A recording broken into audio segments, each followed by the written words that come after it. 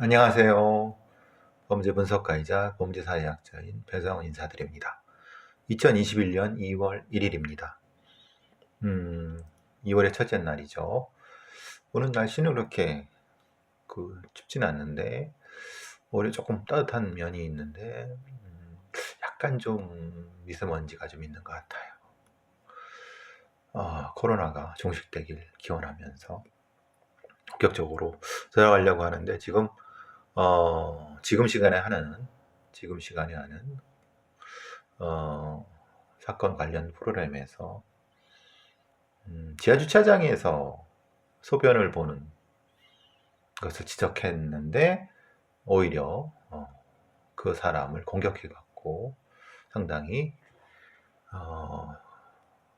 위험에 빠뜨렸던 사건을 얘기하면서 이 범인이 칼을 2개를 가지고 다녔다고 합니다. 김일권 사건을 기억하실 겁니다. 마트에서 여성을 납치해서 잔혹하게 살해했던 걔가 보통 2-3개 이상을 가지고 다녔습니다. 근데 이 부분을 근데 이거를 설명하는 사람이 이게 무슨 의미인지도 모르게 설명을 하네요. 참 답답하고 무지한 거죠. 이거는 참 칼을 2개 이상 복수를 가지고 다니는 것은 물론 기본적으로 이제 범행의 확실성, 그러니까 하나를 사용하고 그것이 뭐 잘못됐을 경우 뭐 이렇게 다른 걸 예비로 한다, 이렇게 그건 표면적인 거죠. 근데 실제로 만약에 그랬다고 하면은 좋은 칼을, 제대로 된 칼을 가지고 항상 연습을 하고 그걸 능숙하게 쓸 수 있을 정도의 하나의 칼을 잘 준비합니다. 그러니까 그거는 범행 확실성하고는 관련이 없죠. 있다고 하면 아마 조금 좀 마이너한 이유가 되겠고, 실제 칼 2개는 자신의 존재감에 대한 불확정한 부분, 본인의 자아 불안을 실제로 의미합니다. 그래서 실제로 이 초범이라든가 아니면은 또는 이 범행에 대한 확실성이 없거나 그리고 자아에 대한 부족한 존재감을 가지고 있는 이런 범죄자들 같은 경우는 여러 칼을 몇 개씩, 작은 거, 큰 거 이렇게 가지고 있습니다. 어떤 경우는 이제 전기 충격기도 가지고 있고, 이것은 이제 공격자의 심리 상태를 의미를 하는 거고요. 이걸 설명을 해야지. 그래서 이제 항상 무엇인가 자신을 공격하게 되면은 바로 반발을 해서 역공할 준비가 되어 있는 일종의 프로그램화된 범죄자를 의미를 하는 거죠. 그러니까 이거를 설명해야지 이 범인의 심리 상태를 설명할 수 있는데, 이게 무슨 의미인지도 모르는 사람이 범죄를 설명한다고 하니 참 답답한 부분입니다. 뭐 그건 그렇다고 치고, 자, 오늘 할 얘기를 해보죠. 현직 법관들이 이렇게 얘기를 했다고 합니다. 홍보람 사법정책연구원 법학박사가 전국 법관회의가 주최한 법관의 업무부담 분석과 바람직한 법관 정원에 관한 모색, 이렇게 됩니다. 그래서 지난해 10월 3주간 678명의 전현직 법관을 상대로 이거 설문조사를 했나 봐요. 그래서 법관의 상당수가 업무의 고된 강도를 주된 직무의 어려움이라고 뽑았습니다. 법관의 48%가 52시간 이상 일했고 60%가 주말 근무, 50%는 주 3회 이상 야근을 했다라고 합니다. 그러니까 대략 300에서 600명 정도 증언을 해야 된다라고 합니다. 근데 이건 되게 웃긴 건 그거죠. 당사자한테 물으면은 생각해 보십시오. 일정 정도 증언해야 된다, 이런 얘기는 어느 직종에나 할 겁니다. 자기 일이 다 힘들고 자기 일이 다 어렵고 제일 지옥 같겠죠. 근데 판사들이 그런다. 딱 그러면 그거 안 하면 되지. 아니 그 판사 안 하면은 할 사람 많아. 물론 이렇게 하면은 판사들이 욕할 수도 있겠지만은 이거는 적절한 형태의 재판이라고 하는 것이 전제가 돼야 됩니다. 예를 들면은 판사가 증거 분석부터 시작해 갖고 법률적인 적용이라든가 판결문 작성 같은 경우를 다 하는데 그걸 왜 그 사람이 혼자 하도록 하느냐. 예를 들면 이런 거죠. 전적으로 저는 그렇게 생각합니다. 전적으로 우리의 헌법과 법칙에서 판사의 양심과 법률에 따라 판결하기 때문에 판사가 다 책임을 지는 겁니다.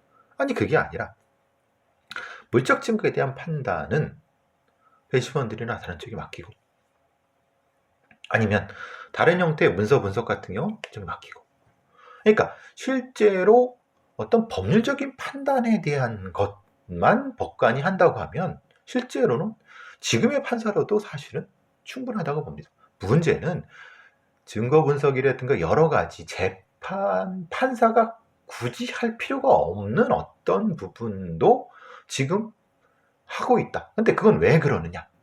사실 그것은 본인들이 이 많은 일을 하게 되고 나중에 또 변호사 개업할 때 똑같은 형태에서 막대한 돈을 벌 수 있고 뭐 투임을 할 수 있고 다양한 형태의 변호사 제도라든가 이런 것들이 연관되어 있는 거예요. 그거를 제대로 분석하지 않고 지금 엄청난 일을 하고 있으니까 판사 늘려달라. 근데 실제로는 쉽게 늘려줄 수 없죠. 그럼 뭐가 됩니까? 이제 보수 올려달라. 뭐 이런 방식으로 나타난다는 겁니다. 그러니까 이런 말도 안 되는 주장을 실제로는 법관 증언이 필요한 부분이 저는 있다고 봅니다. 어느 정도까지는. 그런데 그 전제는 뭐냐면 지금의 사법체제, 그러니까 지금의 판사가 증거 분석부터 시작해서 법률적인 적용 기타 등등을 하고 또 사법행정까지도 일부 하는 그런 걸 다 하니까 문제가 되는 거지. 그게 아니라 사법행정권은 다른 쪽에 맡기고 오로지 재판만 하고 또 그 재판에 있어서도 증거 분석 아니면 그런 분석은 또 형사사건에 있어서는 전문가한테 맡기고 이런 일정 정도의 분업이 생긴다고 하면 저는 300에서 600명까지가 필요하지 않다. 한 50명, 100명 안쪽 증언? 이 부분이 얘기 안 되고 내가 지금 제일 힘든 일을 하고 있어. 그러니까 증언해야 돼. 이거는 말도 안 되는 소리라고 봅니다. 저는 실제로 법관의 이 증언 문제보다는 제대로 된 재판이 지금 되고 있는가부터 분석해야 된다. 근데 그럼 제대로 된 재판이 왜 안 되는가에 대한 분석부터 해야 된다. 그럼 이 판사들도 제대로 된 재판이 안 되고 있다라고 생각을 하는 거예요. 그 원인이 뭐냐? 그 원인은 이 사람들은 숫자가 적다고 하는 건데 아니다. 저는 왜 판사가 판단을 하지 않아도 되고 다른 어떤 전문적인 사람들이 판단해야 될 걸 지들이 하니까 오히려 그걸 시간을 뺏기니까 그런 문제가 생긴다. 사실 엉뚱한 소리 하는 거죠. 판사들이. 이 부분에 대해 명확한 예를 들면 선진 외국과 미국의 판사들 아니면 숫자, 인구 대비 숫자 아니면 사건 대비 숫자 이런 것들을 정확히 비교해서 뭘 대책을 나눠야 되는데 이 기사는 그냥 이 홍보람이라는 사람이 뭐 토론에서 뭐 이제 앙케이트가 돌려갖고 이거 돌려서 이렇게 판사 경감 신고받아 이런 엉터리가 어디 있습니까? 이거를 참 연구 결과라고 나온 참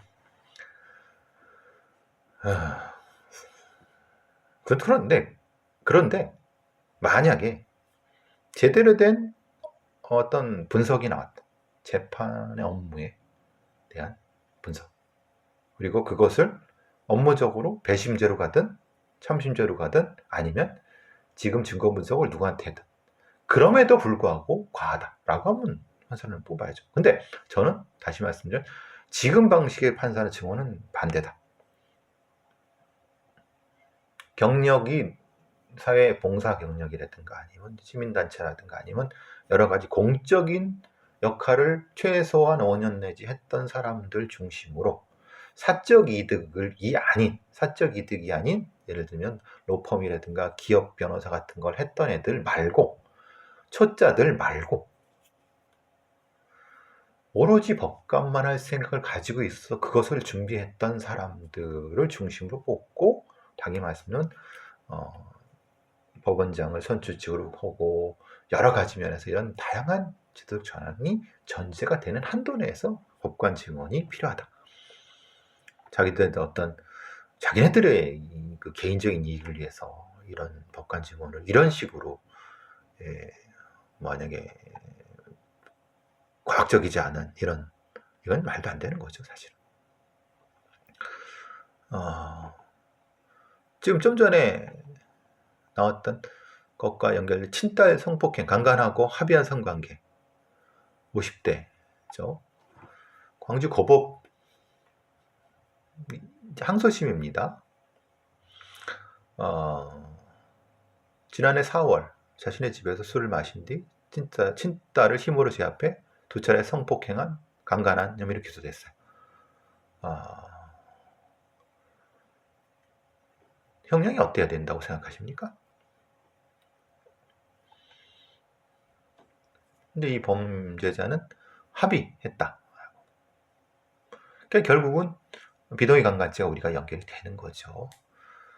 2차례나 강간을 했어요. 실제로 2차례만 했겠습니까? 여러 차례 성범을 저지른 전력이 있고 과거에 다른 성범죄 저지른 전력도 있나 봐요.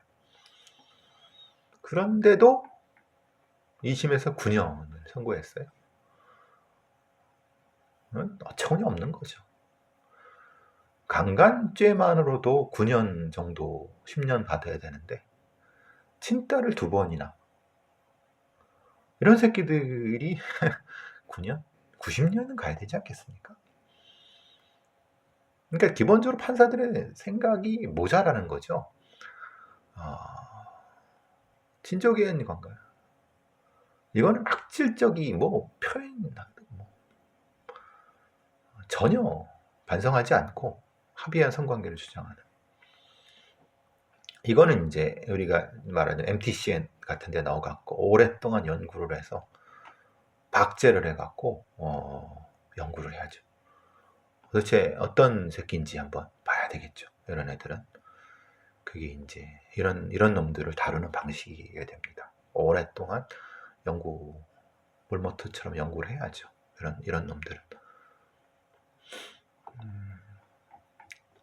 비슷한 사건입니다. 이건 의붓딸입니다. 친딸이나 의붓딸인데 86살에 성폭행을 했는데 강간을 했는데 30대인데 달랑 10년입니다. 이것도 광주 고법. 이거 그래서 같은 사건인가? 근데 이게 판사가 똑같아요. 근데 요거는 의붓딸이고 저거는 친딸이에요. 그럼 기본적으로 이 광주고법 전주재판부 제1형사부 판사들이 뭔가 문제가 있는 거 아닙니까? 이런 웃어 죄송합니다만 이건 너무 어처구니 없어 갖고 의붓딸을 2년 동안 86차례 10대 를 10년? 달랑 10년? 이건 영원히 종신형을 취해도 이런 새끼들은 진짜 연구 대상인데 법이 너무 물러터지고 이건 소위 말하는 척투살 돌팔매로 해서 다 터친 다음에 치료해갖고 1년에 한 번씩 척투해서 돌팔매를 해서 다시 끄집어냈다가 넣었다가 이렇게 해서 고통을 줘야지 스스로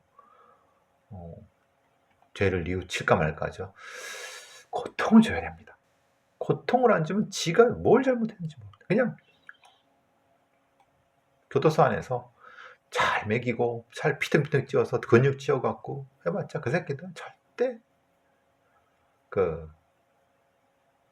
뉘우치지 않습니다. 10년 후에 나가면 내가 자기를 신고한 피해자들 어떻게 할 거냐? 뻔한 스토리가 쭉 나옵니다. 얘가 30대 아닙니까? 35살입니다. 45살에 나와요. 팔팔하죠. 이런 짐승들은 어떻게 할 겁니까? 달랑 10년이에요. 이런 애들은 이제 출소하면 연쇄 강간범이 되는 겁니다. 연쇄 강간 살인범이죠. 왜냐면 잡히지 않으려고 죽일 테니까. 딸이 동의했다. 뭐 이런 개 같은 소리, 웃기는 소리죠. 웃기는 소리. 법이 물러터져 갖고 이런 새끼들을 강간공화국이라고 하는 말이 딱 맞는 것 같습니다.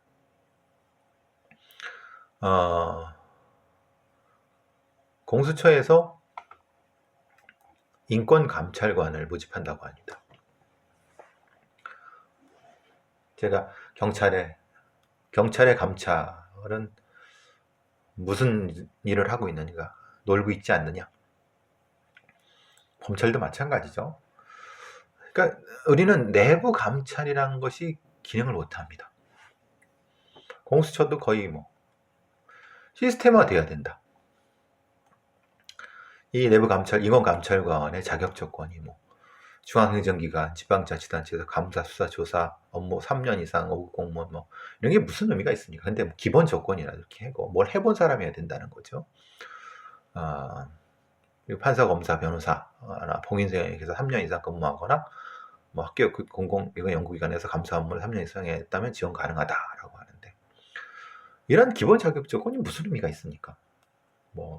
사실 기본적인 건 필요하지만 이거는 내부 감찰의 문제, 소위 말하는 검사, 공수처 검사와 수사관을 감찰해야 되려면 가장 중요한 게 뭐겠습니까?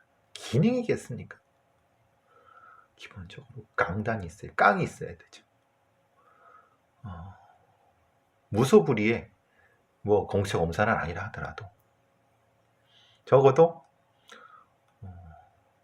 외롭고 힘든 직업이죠. 내부 감찰. 오히려 역공을 나갈 수도 있습니다. 왜? 이런 검사 놈들이라든가 경찰 놈들이 자기를 감찰하는 애들을 역으로 엮어놓을 수 있거든요. 검사들이 추미애라든가 조국 엮어놓는 거 보십시오. 아주 쉬운 방법입니다. 쉽게 할 수 있습니다. 그렇기 때문에 아주 노련한 정보력, 그리고 강단 있는 것, 이런 것들, 그리고 이 모든 것이 개인의 능력이 아니라 시스템화되어야 됩니다. 그리고 공개가 돼야 됩니다. 자기가 하는 일이. 그래야지만이 보호를 받을 수 있습니다. 은밀할수록 다치죠. 왜?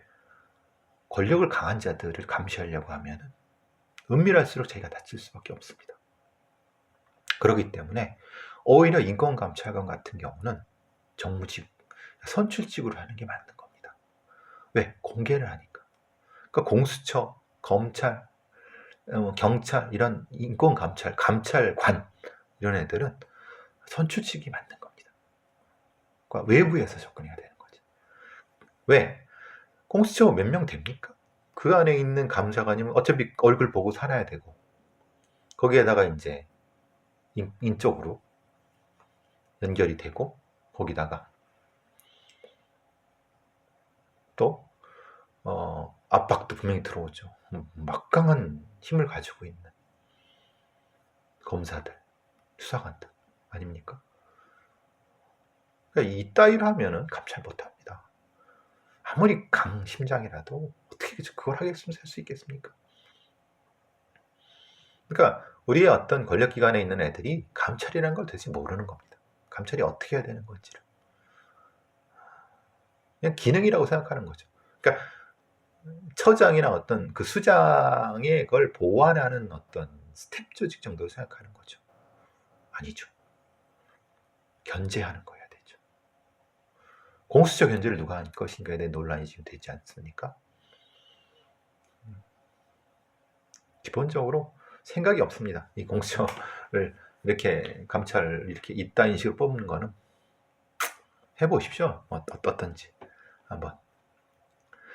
검사들 감찰도 못 해갖고 허부적거리는데 생각해 보세요. 법무부에 감찰하는 애들이 검사들 감찰 쉽게 지금 됩니까? 여태까지 해본 적이 있습니까? 네? 요번에 뭐 겨우 이제 추미애 때나 뭐 이렇게 몇 번 하려다가 역공당해서 작살났죠. 그 정도로 힘든 겁니다. 제도화 돼도 힘든 겁니다. 그런데 이걸 하겠다고? 아이고 참.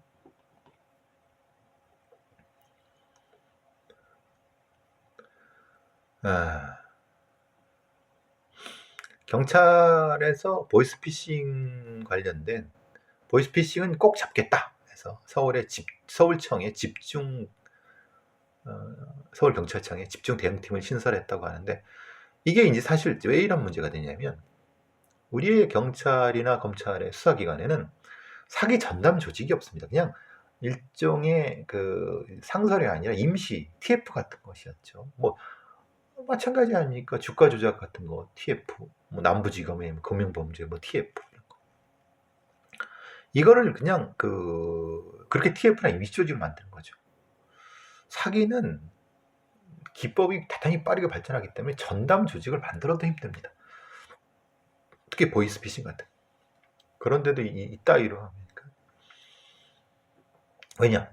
이건 전문가들을 양성해야 돼요. 사기 범죄 전문가들. 전문가들을 하지 않고는 사실은 어려운 겁니다. 실제로. 대단히 빠르게 변하는 기법이라든가, 그리고 그것은 이 전체적인 사기 규모를 파악하고 정보력 파악하고 수사 등 역량 이렇게 하려면 전문가가 있어도, 전문가 팀이 몇 개 있어도 힘든 건데, 이제 뭘 해보려고 한다니까 웃기는 거죠. 그렇지만 해야 됩니다. 사이버 사기, 물품 거래, 메신저, 몸캠 피싱, 아이템 사기, 보험 사기, 취업 사기, 전세 사기, 금융 사기, 온갖 사기들이 넘쳐나 수십만 건, 액수도 수천억이 넘습니다. 살인 사건보다 이런 사기 사건이 우리 일반 서민들을 괴롭힙니다. 엄청나게. 내가 거의 일주일에 한두 번씩 계속 사기 사건 전담팀 얘기하죠.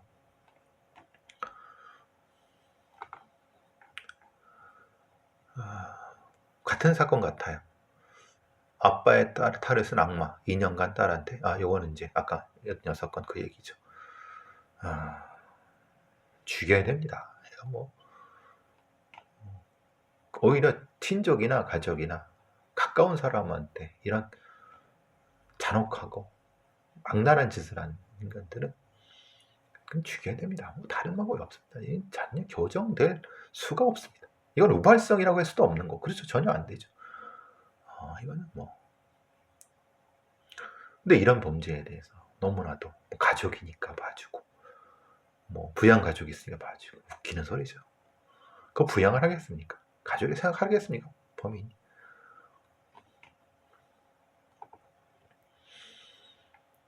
지금 이제 한국일보의 청소년 폭력 사건인데, 참 중학생 애가 있었는데, 얘가 몇 년 전부터 이제 동네 애들한테 끌려가서 강간을 당해요. 그리고 그걸 숨기려고 하다가 또 강간을 당하고, 그것을 이제 그와 비슷한 놈들이 2차 가해, 3차 가해. 왜?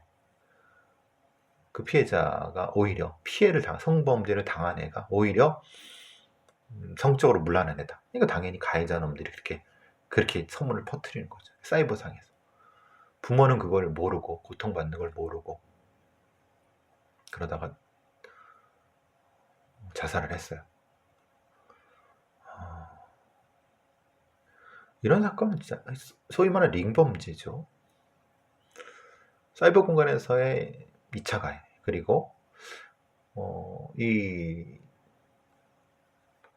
어떤 특정한 공간에서 존재하는 어린, 그러니까 나이가 어리지만 성적으로 매우 공격성이 높은 링범죄 집단에 있는 이런 애들을 제대로 다루지 않으니까 촉법소년에 대해서 빠지고 막 그러니까 오히려 이런 아이들이 엄청난 피해를 당하는 거죠. 그것을 가해자 놈들이 자신의 그 죄를 벗어나기 위해서, 혐의를 벗어나기 위해서 피해자를 공격하고, 이거를 어떻게 할 거냐. 그러니까 말하자면 이런 성범죄의 전담 부서가 있어서 이걸 추적하고 잡아내는 작업을 해야 되는데, 이런 거는 그냥 고소고발이 있어야지 하는, 아니 친고죄도 아닌데 그래요. 이 아이가 무슨 죄가 있습니까? 16살에 성범죄를 두세 번 당하고, 그리고 가해자 놈들한테 오히려 또 이 3차 가해를 당하고, 그러니까 이거를 이렇게 퍼뜨리고 있는 놈들이 그 집단이 있는 거죠. 얘네들을 엄격하게 처벌해야 되고 했는데, 그걸 안 하니까 이 오염된 것이 퍼져나가는 거죠.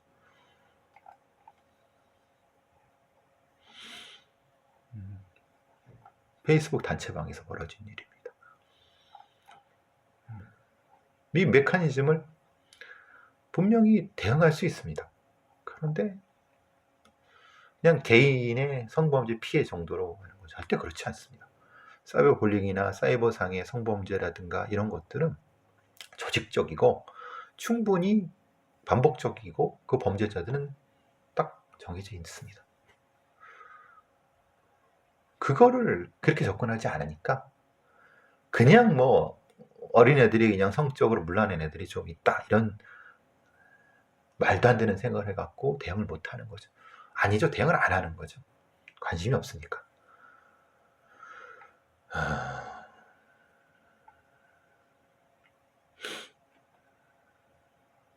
지금 이 사건은 그 유족과 유족 변호인의 동의 하에서 공개된 겁니다.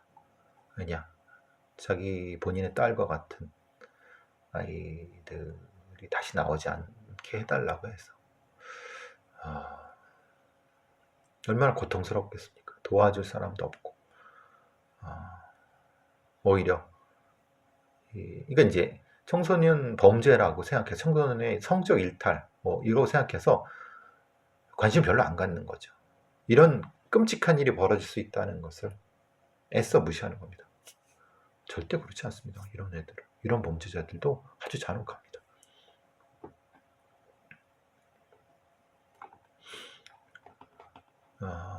한국일보에서 계속 연재하는 프로파일러의 세계, 한국일보예요. 여보는 물증 없는 데이트 폭력, 프로파일링이 범죄 찾아내죠 라고 되어 있습니다. 이제 지금 이제 4명의 서울청에 일하는 사람들 멋있게 이렇게 딱 하는데, 한 10년 전에도 비슷한 사진이 나왔던 것 같아요. 지금은 다 경위급들인 것 같아요. 제 1년 후배들이 지금 경위급이 되니까 3기들이죠. 주로 3기들. 3기들하고 이제 뭐 4기, 5기 정도 된 것 같아요. 그러니까 이 한국일보의 기사는 그겁니다. 프로파일링이 실제로 이제 강력사건, 그러니까 살인이라든가 이런 연쇄살인 이런 것만 하는 것이 아니다. 데이트 폭력 같은 여성 청소년 사건이야말로 프로파일이 전에 필요한 분야라고 얘기를 하고 있습니다. 딱 맞습니다. 왜냐하면 물적 증거가 부족한 거나 물적 증거를 찾아내기 힘든 경우, 이 어떤 이런 사건 같은 경우 진술의 진부 여부라든가 그 범죄 재구성 같은 경우, 이런 부분들을 통해 심리 분석을 통해서 이 재구성을 해야 되는 거죠. 근데 참 안타까운 건 그런 거죠. 이게 프로파일러가 피해자나 피의자가 왜 이런 행동을 했고 이런 말을 하는지 분석해 볼 수 있고, 심리 분석을 통해 어떤 뭐 범인의 과학적 특성을 포착해서 심리 분석 보고서를 한다라고. 근데 이건 표면적인 거죠. 실제로 스토킹 범죄라고 하는 것은 CCM 3판에 이미 이 규정이 되어 있습니다. 그래서 그 CCM 상에서 이 스토킹 범죄에 대한 범죄 분석을 통해서 범죄 행동을 축적해 놓고 그걸 통해서 한다고 이렇게 얘기를 해야지 멋있어 보이는데 안타깝게도 서울청의 프로파일러, 서울경찰청의 프로파일러들은 그런 얘기를 안 하네요. 몰라서 안 했다고 보기는 안 그럴 거고, 그게 제가 늘 말씀드렸거든요. 시스템화된다. 프로파일링이 시스템화돼야 된다. 그냥 우리는 강력 사건을 주로 하지만 여성 뭐 이런 데이트 폭력도 이걸 한다. 이거 아니에요. 왜냐하면 당연히 CCM에는 이미 사이트 데이트 폭력이나 스토킹 범죄가 이미 정의가 돼 있어요. 그럼 그거에 의해서 하는 거예요. 이렇게 얘기를 해야지 맞는 거죠. 안타깝습니다. 아직 거기까지 못 갔다고. 그러면 한국의 프로파일링 방법론 자체에 대해서 다시 정립을 하거나 범죄 분석을 축적하는 데 있어서의 뭔가 부족한 점을 다시 한번 돌아보는 계기가 됐으면 좋겠다는 생각을 합니다. 여러분 한국일보의 프로파일의 세계라는 거 한번 보시면은 TV에 나오는 허접한 프로파일러라고 하는 사람들의 이상한 말도 안 되는 얘기보다 훨씬 더 도움이 되실 겁니다. 방법론 그리고 CCM 그리고 범죄 분석을 통해서 거기에 들어가는 감정적인 거리 이런 것들 대단히 과학적이어야 되죠. 그런 부분들을 안타깝죠 사실은. 자 이런저런 얘기하다 보니까 벌써 30분이 넘었네요. 오늘 편파TV에서 하는 범죄사회학 생방송 참여하고 싶은 분들 아니면 공부를 하고 싶은 분들 오늘 두 분이 같이 참여하기로 했는데 한 분은 더 공부를 하고 싶어갖고 저한테 조언을 바란 분이고 또 한 분은 이제 관심 있어갖고 스텝이든 뭐든 언제까지 기한 정해두지 않고 꾸준히 언제든지 이 부분에 대해서 연락을 주세요. 닥터훈이 네이버 메일입니다. 자 오늘 여기까지 하도록 하겠습니다. 자 다시 하고 글쎄요 설날까지는 거리두기가 유지된다고 하는데 안타깝죠? 잘 버티시기 바랍니다. 살아남는 게 강한 겁니다. 강하다 표현이 좀 살아남은 방법이 없지 않습니까? 어떻게 하겠습니까? 어렵더라도 더럽고 치사하고 어렵더라도